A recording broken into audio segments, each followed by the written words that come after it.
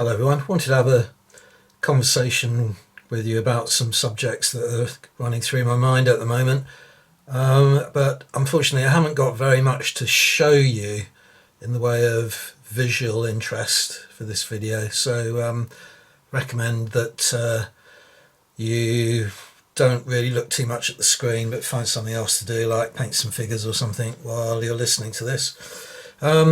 Okay, so recently I have started making the odd purchase on eBay.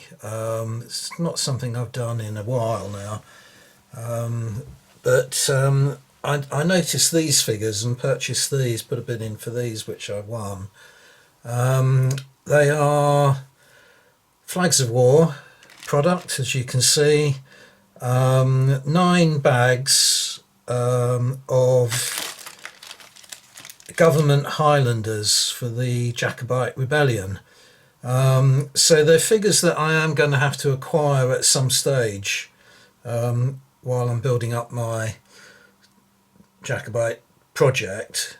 So I did need them. Don't need them at this moment in time, but because they were going, you know, for a price cheaper than I could get them from Flags of War, I thought it was worth picking them up. I paid, it was less than £45 for these 9 packets, including the postage. If you were to buy them direct from Flags of War, each one of these packets would cost you £8. So 9 times 8 is 72. And then you would also, I think, have to pay postage on that. I'm not sure whether they give you, Flags of War give free postage on orders over a certain amount, but definitely £72. So I made about just under £30 profit from that. And the seller very kindly added a few freebies in with the order. So I've got, again, for the Jacobite Rebellion, Flags of War £3 Galloper gun. Fantastic. Not quite so appropriate for the Jacobite Rebellion, but very welcome nevertheless. Are these fife and drum miniatures, which are really, I've looked on the website, and they're really kind of aimed more at the 7 Years' War, but they are Highlanders. Very nice figures. So a very nice little freebie. And also this charity set from Flags of War, which are the Hessian Kids, which I believe may be a reference to an Osprey illustration. I'm not sure, but it's basically some children following a Hessian soldier, playing at being soldiers, and following their example in the street or something. So it's a nice little figure. I think probably aimed again more at maybe the American War of Independence, I don't know, but a nice little freebie. So just a shout out to him. His seller's identity on eBay is Colin120458. So thank you very much for that, Colin. If you do watch this video, probably, I doubt that you will see it, but if you ever see anything up for sale from that seller, just a shout out to him that go and look what he's got for sale, and there might be something there to interest you. Anyway, it does raise the question. I mean, my house is absolutely stuffed to its limit now with painted and unpainted Wargames figures. Not to mention I have massive kind of book collection, DVD collection, CDs and records lying about, all that kind of thing. I can cope with it because I live on my own.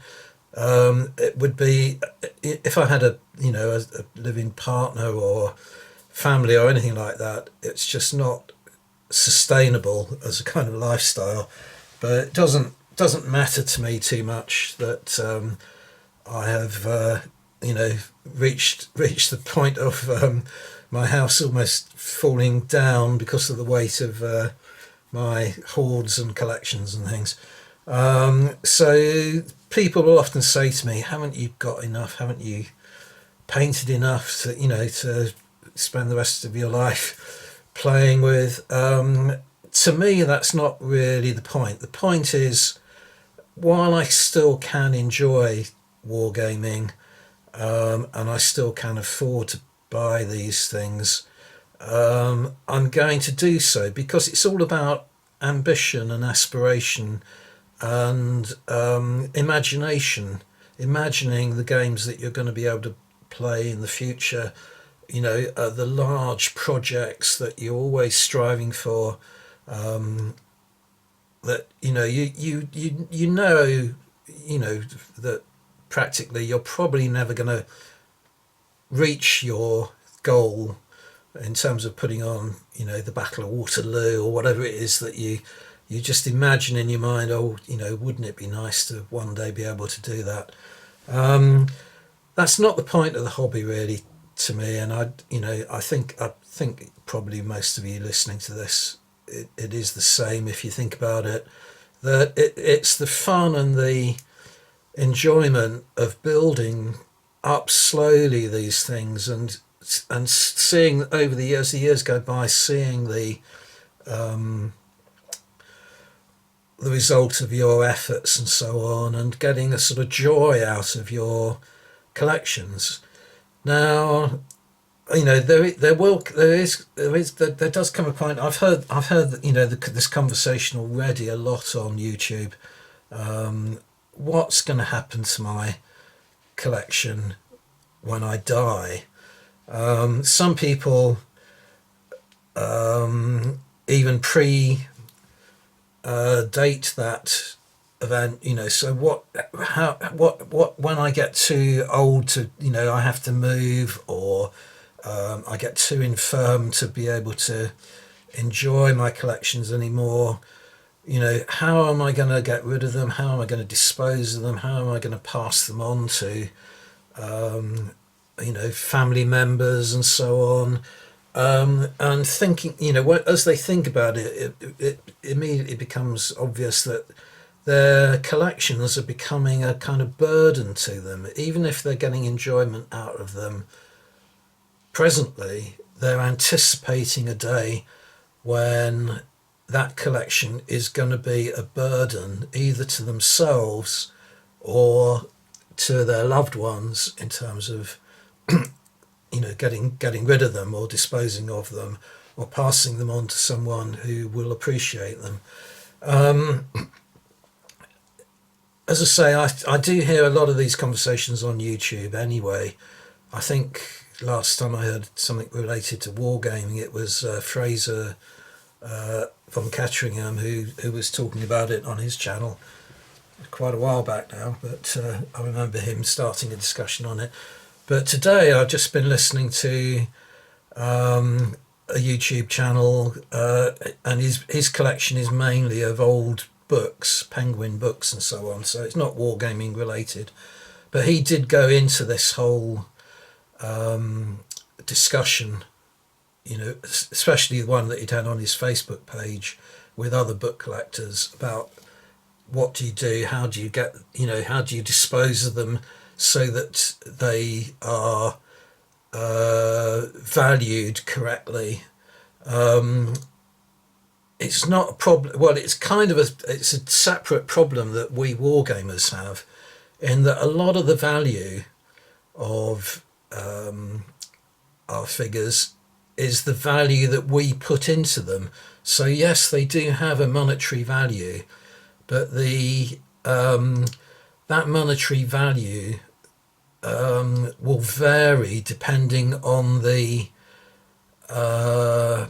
value that purchasers put on it, rather than the value we put on it ourselves. So you might think, oh, you've spent, I don't know, thousands, however many thousands of pounds on your wargame figure collection, and you've put a lot of effort into painting them up.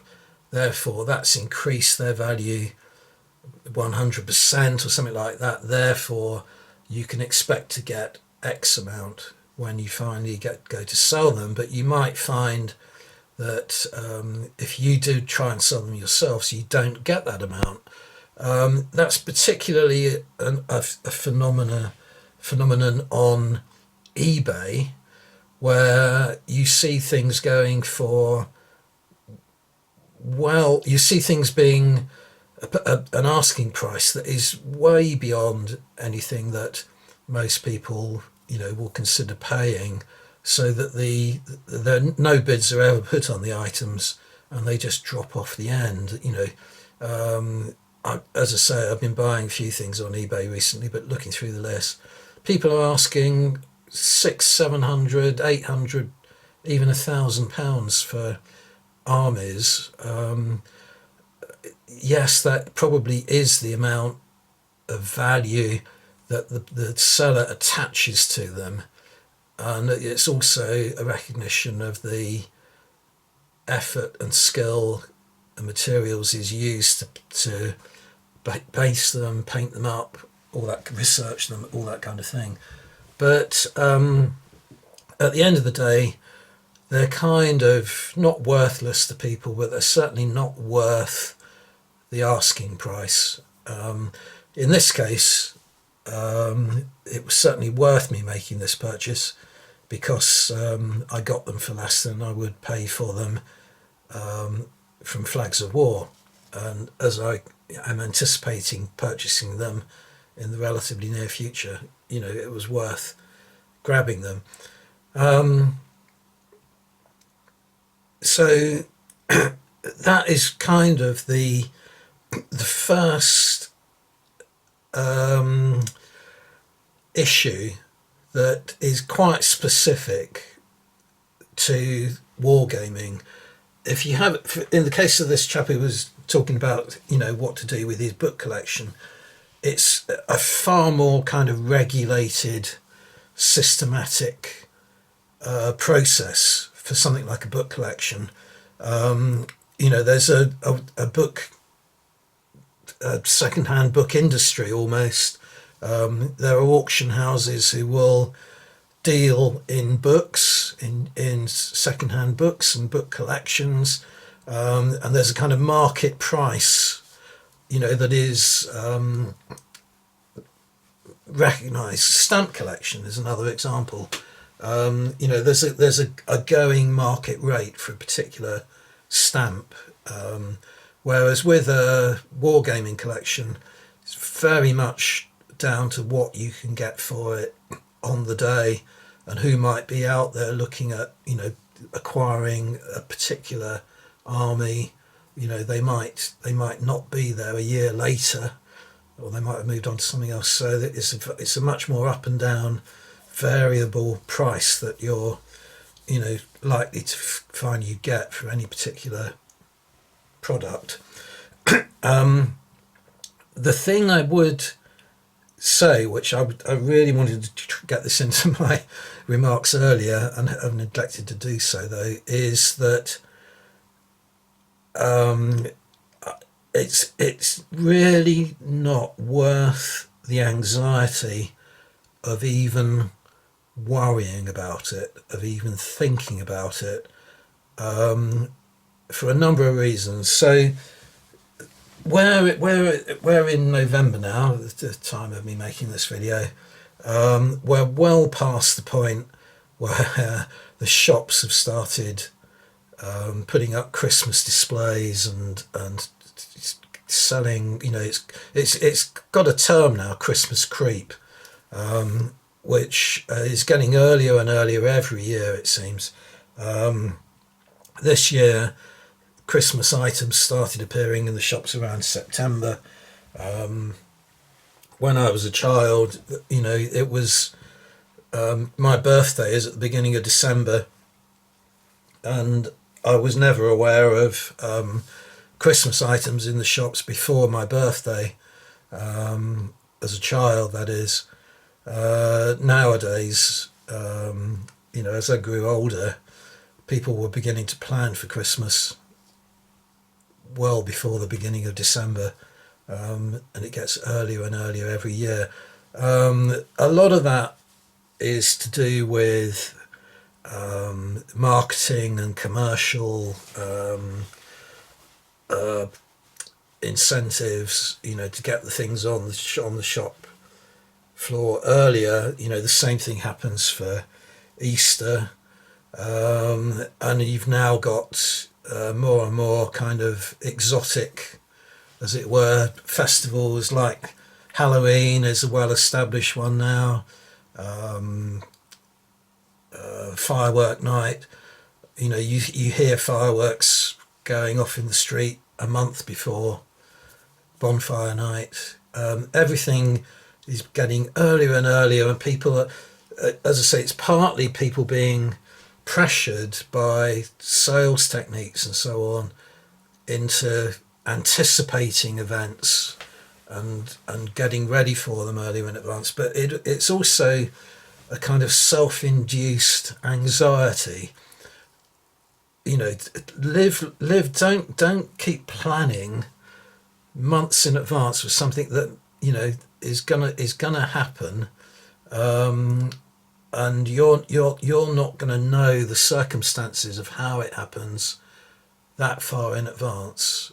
So don't create in your own mind. It is anxiety. It's not a healthy mental approach to life, I would suggest.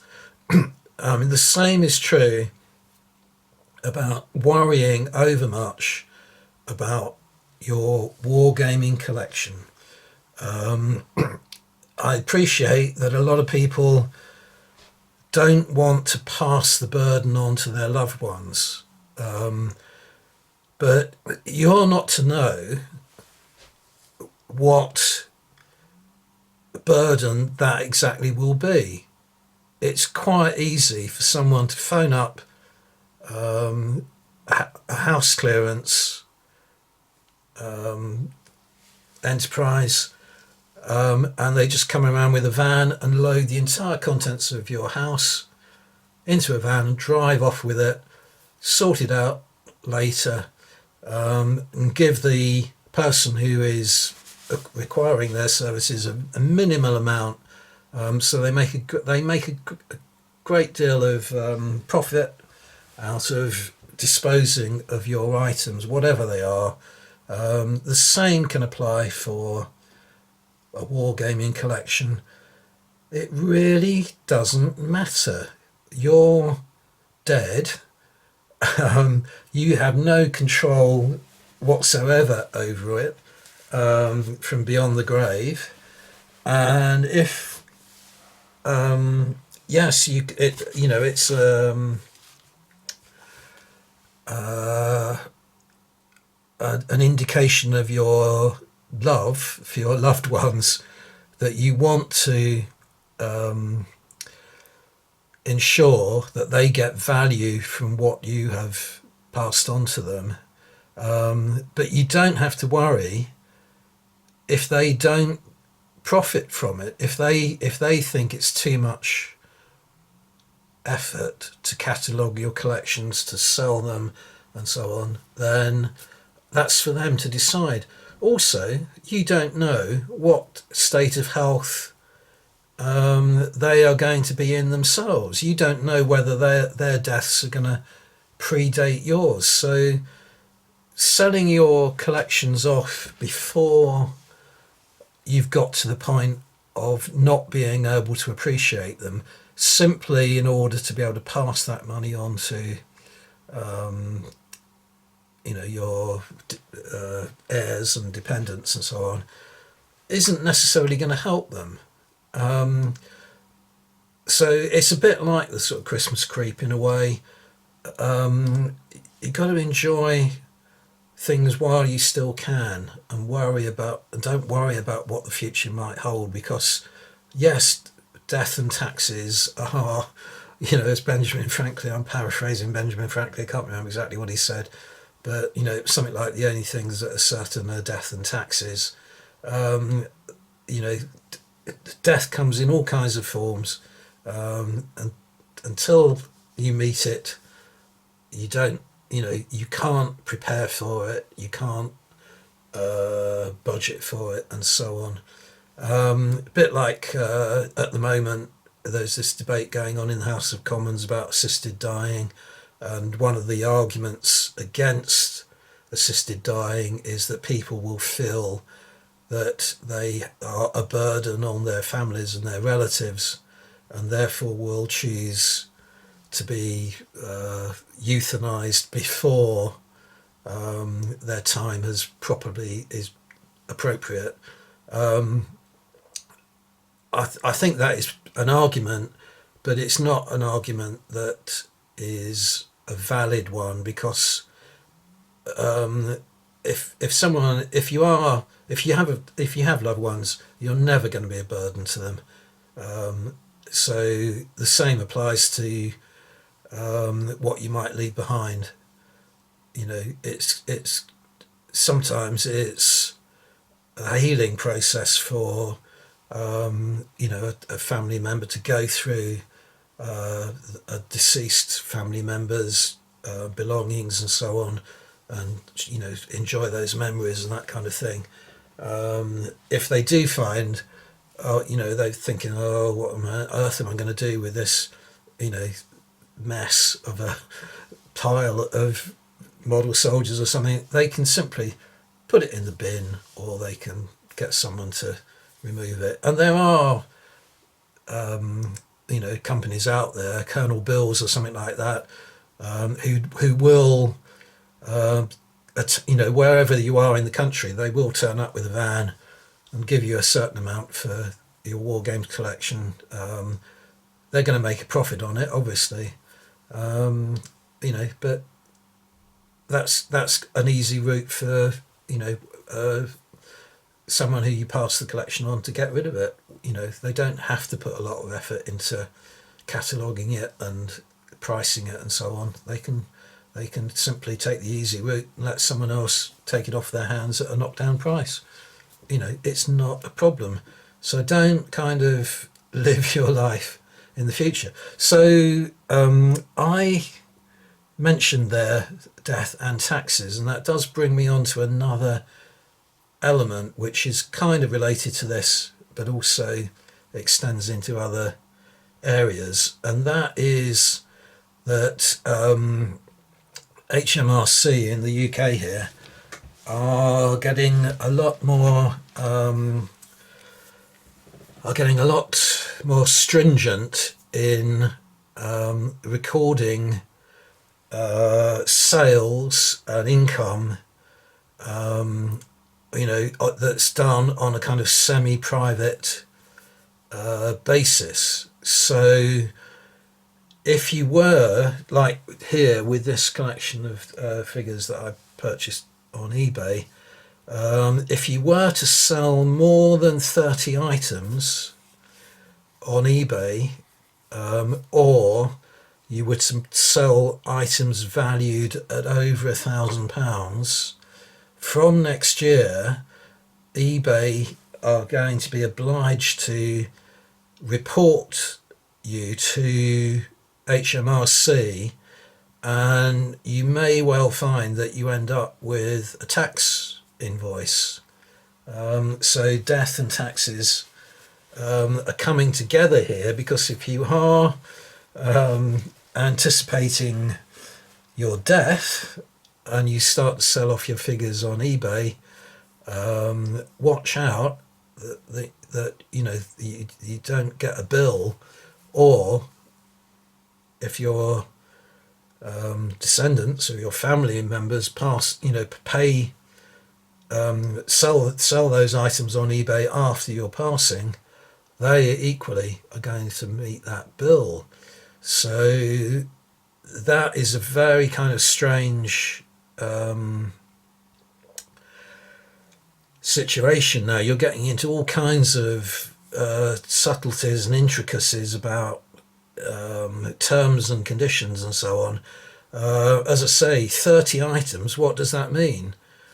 Is this 9 items because I purchased 9 items and the other 3 freebies, you know, came separately? I didn't ask for them.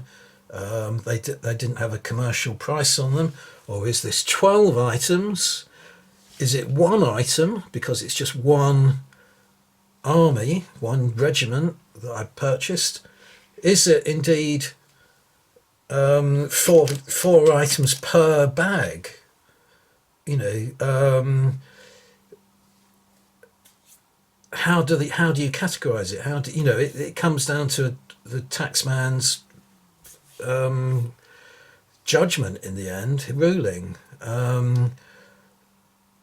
Is this chap Colin, is he making a living on eBay or not? Is he just selling off surplus items? You know, there are plenty of eBay traders around. Their income is going to be far more closely scrutinised now. If you give up on eBay and you start going to conventions and selling things on bring and buy, that is far more in the domain of the black economy. You know, a lot of bring and buys won't accept card payments and so on. There's a lot of money, cash transactions going on at Wargames conventions that are going under the tax authorities' radar. All these things tie together, like when people do die, they're whether they die with a will or not, with leaving intestate or having left a will, there are a lot of financial headaches that families have to deal with. It can take well over a year sometimes for the finances of a deceased person to be sorted out. So you're adding that problem, to them if you sell your collections before you die. You might have to pay tax on it yourself, but then how are you going to leave it in a will? You're getting into those realms of taxation through inheritance. I know it's not going to come to anything like the amount that you're going to pay inheritance tax on anyway, but do you see what I mean? The taxes and the headaches and the burden and so on don't go away even if you have tried to ease that burden prior to your death. And you don't know, you could drop dead tomorrow, so while you have still got the enthusiasm for wargaming, I would say just don't worry about it. The other thing, incidentally, though, as well with the eBay thing, is that I'm sure the same thing is going to now apply to YouTube income, to monetization on YouTube. So £1,000 a year is a lot of it's where a lot of us wargamers are a long way off generating that kind of income from monetization on YouTube. But it's not out of the realms of possibility. I mean, my own channel, I really wish I didn't have to monetize it. I only do it because if I don't monetize my channel, YouTube will anyway, so the money might as well come to me. But I don't make any effort to encourage subscriptions or views or whatever. I don't. My uploading methods and my approach to YouTube doesn't stimulate monetary income, shall we say. So I'm at the moment, my kind of average weekly income is about £2.50 from YouTube. So it's a nice amount. It's a nice amount to get, but that's never going to get me up to £1,000 a year. But some channels have tens of thousands, or if not, you know, getting up into the hundreds of thousands of subscribers. Not necessarily. I mean, it's things that are kind of vaguely, wargaming related, like Lindy Page or Drakinifowl, the naval historian. You know, excuse me. They must be getting up to around £1,000 a year, I would have thought, in monetization alone. And then they've got Patreon, they've got membership schemes. They push that, they push their product as well. They allow advertising within their content as well as at either end, all kinds of things like that. It's not beyond the realms of possibility that those bigger channels are getting up to £1,000 a year. It's all going to be taxed in future, and then if you add all that, to their merchandising, and to their activities that they may have on eBay and so on and so forth, it's all going to be accumulated. But that's another thing about how does the taxman interpret your earnings? If you only make £500 on eBay, but you make another £500 on YouTube, is that £1,000 overall that you can then come to be taxed on? Anyway, I'm getting off the. I'm getting into the more. I'm going away from the main subject I wanted to have with you, which is about the main conversation I wanted to have with you, which is about what's going to happen to your collection. And my message is, don't let it worry you. But some of the worries that can enter your head once it does begin to worry you are things like this whole taxation issue, and how to not necessarily avoid the taxes, but how to pay them legally so that you're not imposing a kind of a legal headache on your descendants as well. I mean, I had a similar kind of issue when my mother died, that she was very psychiatrically challenged individual, and she was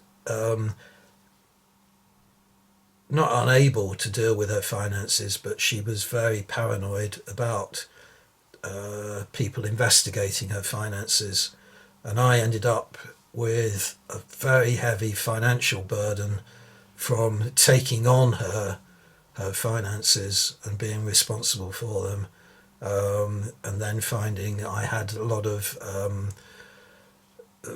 retrospective bills to pay from her tax avoidance and her benefit. She wasn't benefit cheating, she was just unable to understand that she wasn't entitled to certain benefits that she was claiming and so on. And that was a real financial burden on me. So, she wasn't able to consider those issues. But if you are, then you have to take into account that you might be passing on a tax burden to your inheritors by dealing with your income and your wargaming collections inappropriately. So anyway, beginning to get you a little bit confused, I think, probably. So I will stop talking at that point and say, messages, don't worry, just enjoy your hobby as long as you can, and the solace of your loved ones around you. Thanks very much for watching. See you on the next video.